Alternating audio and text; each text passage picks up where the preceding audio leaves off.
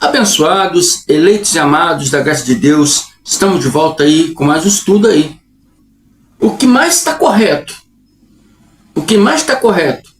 O entendimento teológico dos evangélicos, que são futuristas, que acreditam que essas coisas ainda irão acontecer, ou acreditar na teologia preterista, que acredita que essas coisas já aconteceram. A gente tem que observar isso. Onde está a verdade? O que é mais correto? Uma verdade que não pode ser refutada é que o que a palavra nos ensina, que para Jesus vir, né, teria que antes se manifestar o homem do pecado, o filho da perdição, né? E o próprio Jesus disse que nós teríamos que entender, nós temos que entender. Jesus falou para aquele povo daquela época: vocês têm que entender o que disse o profeta Daniel. Hoje, para nós entendermos esse assunto claramente, nós temos que entender o que disse o profeta Daniel. O profeta Daniel disse que viria um príncipe de um povo, e esse príncipe destruiria a cidade, destruiria o templo. Era um homem, não é um anticristo, um ser espiritual, demoníaco, igual os pastores do sistema religioso, os pastores evangélicos ensinam. Não. A palavra está se relatando e falando de um homem. A narrativa toda dessa história, desse contexto, fala-se de um homem. Tito, filho do imperador Vespasiano. Por isso que o Daniel 9:26 diz: o príncipe do povo. Ele é príncipe, por que príncipe? Filho de imperador, era príncipe. Ele foi príncipe e foi comandante do exército, né, que veio para invadir Jerusalém. Ele destruiu a cidade, destruiu o templo, né? Matou muitos judeus, velhos, crianças. Está na história aí do livro de Flávio Joséfo. Não estou aqui fazendo propaganda, mas é para que vocês possam ver que o que eu estou falando aqui é verdade. Tanto a Bíblia confirma, como o livro histórico confirma, né? Então, segundo Flávio Joséfo, essas coisas aconteceram naquela época, em 70 DC. E então, por que os preteristas acreditam nisso? Acreditam porque é uma coisa conclusiva. É uma coisa que tem fatos. E contra fatos não tem argumento. Porque tanto a história confirma, como a Bíblia confirma. Antes de Cristo, antes dele vir, na sua segunda vinda, segunda parousa, teria que se revelar o homem do pecado, o filho da perdição, Tito. Não é um ser, o anticristo, um ser espiritual, não. Fala de um homem, Tito. Amém? Então, ele viria quando esse homem se apresentasse. Esse homem ia se apresentar, ia invadir a cidade, ia destruir a cidade, ia destruir o templo. Então, Cristo, nesse dia, iria se apresentar. A vinda de Cristo está associada à invasão de Jerusalém, à queda do templo. Está tudo associado na vinda de Cristo. Então, a gente tem que entender isso. Quem era o anticristo que verdadeiramente viria? No caso, já veio, né? Viria, estou contando assim, na época de Jesus, na época dos apóstolos, dos discípulos, viria para eles, né? Para nós já veio. Quem era o anticristo que viria? Vamos ver o que Paulo diz aqui aos Tessalonicenses. Ninguém de maneira alguma vos engane, porque não será assim, sem que venha a apostasia. Isso é manifesto o homem do pecado, o filho da perdição. Então, ele viria, para ele vir, no caso, para ele vir, teria que primeiro, antes dele, se manifestar o homem do pecado, o filho da perdição. Para Cristo vir na sua segunda vinda, na sua segunda parousa, teria que se manifestar o homem do pecado, o filho da perdição. Por isso que eu disse que está tudo ligado.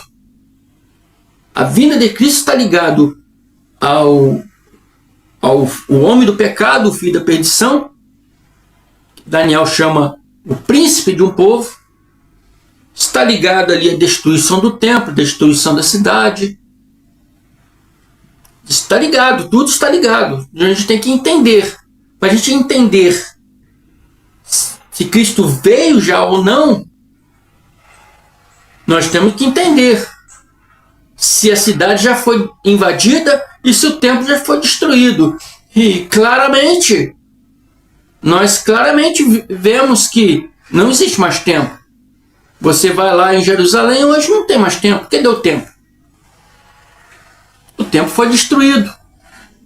Pergunta lá um judeu, quando o templo foi destruído? É em 70 DC. Pega o livro de história e ver quando o segundo templo foi destruído. Em 70 DC. Então Jesus não viria antes que isso acontecesse. Se isso já aconteceu, então por que ele já veio? Porque ninguém, de maneira alguma, vos engane, porque não será assim. Não será assim o quê? Não será assim a vinda dele. Antes que se manifeste a apostasia, antes da apostasia se manifesta o homem do pecado, o filho da perdição, o qual se opôs,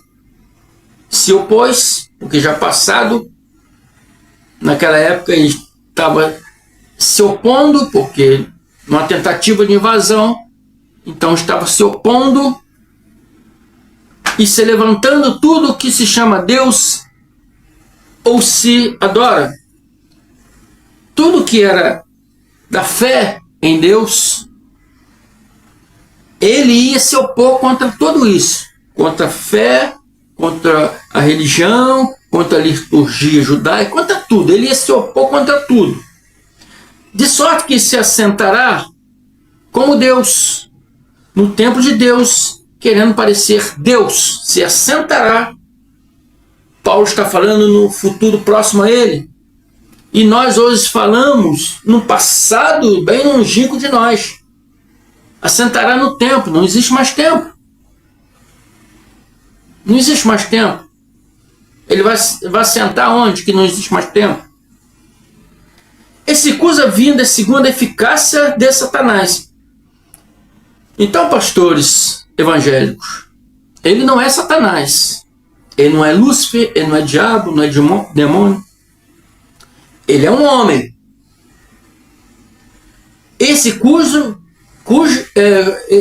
esse homem virá segundo a eficácia, não virá como Satanás, mas virá segundo a eficácia de Satanás, com todo o poder e sinais, prodígio e mentira, com todo o engano e injúria para os que perecem, porque não receberam o amor da verdade para se salvarem.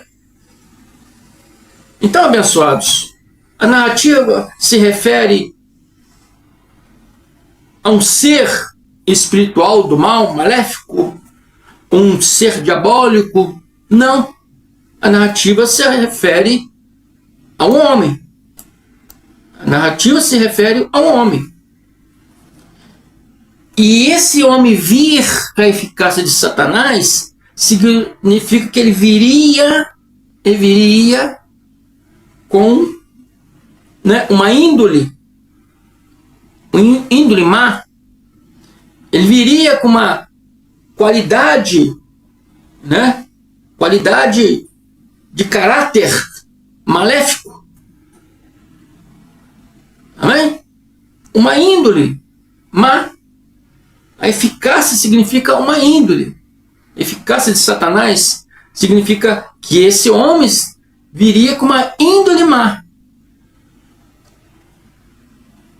Essa índole má dele, segundo a eficácia de Satanás, então quer dizer que não é Satanás, não é Lúcifer, não é demônio, não é diabo, é um homem que vinha com sentimento maligno contra os judeus. A palavra anticristo significa todos que são contra Cristo. Aqueles que não gostam de Cristo. Aqueles que não gostam de Deus. E esses romanos, né, eles queriam exterminar os judeus. Amém? Para acabar com os judeus. Para acabar com a crença do Deus único e Salvador. Amém? Se refere a um homem e não a uma criatura. Não se refere ao Satanás que o sistema religioso ensina, mas um homem do mal. Satanás é uma palavra que significa inimigo, opositor. É um homem que vinha com sentimento contra os judeus. Né? Uma vez contra alguém, se põe como inimigo desse alguém. Se põe como opositor a esse alguém. E, segundo Tessalonicenses 10, diz: e com todo engano da injustiça para os que perecem. Então, o sistema religioso, os pastores do sistema religioso, diz que, né, o anticristo virá, né, para todo mundo, virá condenar o mundo, virá, né, desviar os crentes. Mas a palavra diz ao contrário. A palavra diz que ele virá com todo engano e injustiça para os que perecem. Para os que pereceram, né? No sentido aqui, para os que pereceram, o que isso significa? Que ele viria mandado por Deus para o juízo dos judeus que não acreditaram, porque não receberam o amor da verdade para se salvar. Não acreditaram em Cristo. Condenaram a Cristo. Então esse seria o juízo. Vocês não receberam a verdade, vocês não querem a verdade, vocês condenaram Cristo, vocês levaram ele ao madeiro. Então esse será o juízo de vocês, por matar todos os justos que veio ensinar sobre Deus. Então o juízo será para vocês que perecem, vocês que não acreditam. A narrativa está se tratando naquela época, não na época de hoje. Agora vamos ver da boca do próprio Jesus, Yahshua, quem é esse homem? Relatado em Mateus 24, 1, 3 e 15. Eu vou pular para que esse estudo não fique muito grande. Tendo Jesus saído do templo, ia se retirando, quando se aproximaram dele os seus discípulos para lhe mostrar a construção do templo. Ele, porém, disse: não vedes tudo isso? Em verdade vos digo que não ficará aqui pedra sobre pedra que não seja derrubada. Diz a história que esse templo foi construído por Herodes o Grande, e diz que Herodes ele fez aquele templo bem esplendoroso, mais até, segundo a história, do que era de Salomão, né? Fez aquele templo para chamar atenção mesmo, porque ele fez aquele templo com um contrato político entre os sacerdotes, né, para que agradar o povo judeu, porque o povo judeu não estava muito legal com Herodes, por causa da matança das crianças. Então ele, para fazer uma média com os judeus, criou esse templo maravilhoso, melhor do que era antes. Então, os judeus estavam ali bobalhados com a obra, maravilhados com aquela obra, né? Obra perfeita, obra magnífica. Mas Cristo falou: não vedes tudo isto? Não se apegue nisso. Não se apegue nisso. Porque não ficará aqui pedra sobre pedra, porque tudo será derrubado. Tudo será derrubado. E estando ele no Monte da Oliveira, se assentaram lá no Monte da Oliveira, chegaram os seus discípulos em particular e lhe pediram: diz-nos, quando sucederão essas coisas? Agora preste atenção. E que sinal haverá da tua vinda e da consumação do século? Quando acontecerão essas coisas? Que coisas, abençoados? A destruição, a invasão da cidade, a destruição do templo pelos romanos. Quando serão essas coisas? Que sinal haverá da sua vinda? Então eles tinham consciência que o templo seria destruído na época deles, porque Cristo falou, né, que isso aconteceria naquela geração. Então eles tinham consciência de que o templo, a cidade seria destruída, e o templo seria destruído na geração deles. Eles tinham consciência também que a segunda vinda do Cristo seria na geração deles. Tanto que eles pedem um sinal. Nos dá um sinal. Me dá um sinal. Conte para nós alguma coisa para que nós venhamos saber quando acontecerá essas coisas. Quando o templo será destruído e que sinal haverá da tua vinda e a consumação do século. Consumação do século significa o fim daquela era, fim daquele pacto mosaico para o pacto da graça de Deus.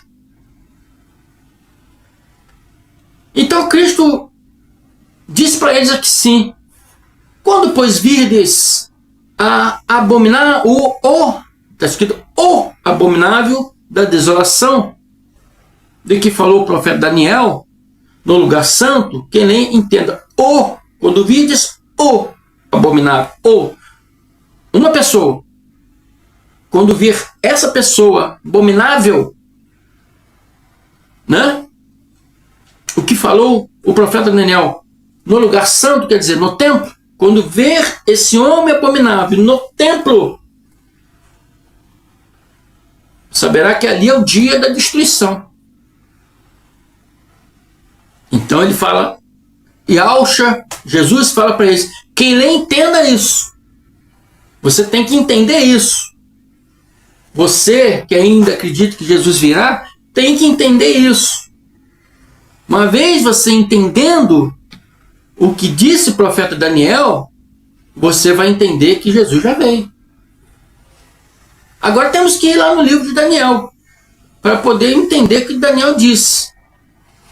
Então Daniel 9:26, ele fala: depois de 62 semanas será cortado o Messias, mas não para si mesmo. Essas 62 semanas conta o período da reconstrução de Jerusalém, quando eles voltaram do exílio da Babilônia, até o período que se manifestaria o Mashiach, se manifestaria o Cristo. Cristo grego, hebraico é Mashiach. Então, essas 62 semanas conta esse período desde a reconstrução de Jerusalém, quando eles vieram do cativeiro, até a manifestação do Messias. Quando se passar esse tempo, será cortado o Messias, será morto o Messias. O Messias será morto. E o príncipe de um povo, algumas tradições bíblicas, o povo do príncipe, esse príncipe aqui está se falando de um homem. Mas por que príncipe? Porque ele era filho de um imperador. Filho do imperador Vespasiano. filho de imperador é príncipe. Então Jesus está falando, você tem que entender o que disse o profeta Daniel. O povo, quando o Messias será morto, e o príncipe de um povo que há de vir destruirá a cidade e o santuário. O santuário é o templo. Diz que esse príncipe viria, destruir a cidade e destruir o santuário. E o seu fim será como uma inundação. Inundação no sentido de inundação de poderio bélico, inundação de exército inimigo na cidade. E até o fim haverá guerra. Estão determinadas as assolações. Estão determinada a destruição da cidade e do templo. Então, esse príncipe de um povo que Daniel falou, que lá Yahshua disse lá, quando pôr de vista o abominável, chama ele de o abominável. O Cristo chamou de o abominável, o homem abominável. Quando esse homem abominável estiver no templo, no lugar santo, que é o templo, né? Que ele entenda lá o que disse Daniel, que ele iria destruir a cidade, destruir o santuário e haveria guerra até o fim. E essas coisas estavam determinadas para acontecer. Saiba que o Filho do Homem está às portas. Sabe que aquele dia é o dia que eu virei na minha segunda parousa. E eu vou lhe assegurar que não passará esta geração até que todas essas coisas aconteçam. É a geração hoje do irmão André? Então, está se referindo aqui às nossas gerações de hoje? Na minha geração? Está se referindo à geração daquelas pessoas que viviam naquele tempo junto com Yahshua. Não está se referindo à nossa geração. E ele disse, asseguro que esta geração, a geração que ele estava, a geração deles, não passará essa geração até que todas essas coisas aconteçam. Já aconteceu, amados. Já aconteceu, meus queridos.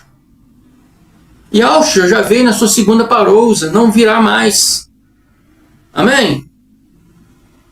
Então fico por aqui, espero que vocês tenham entendido. Se vocês estão me ouvindo a primeira vez, né, se inscrevam aí no canal. Se vocês já são inscritos, indique mais pessoas para se inscrever. Muito obrigado aí, até a próxima. Graça e paz.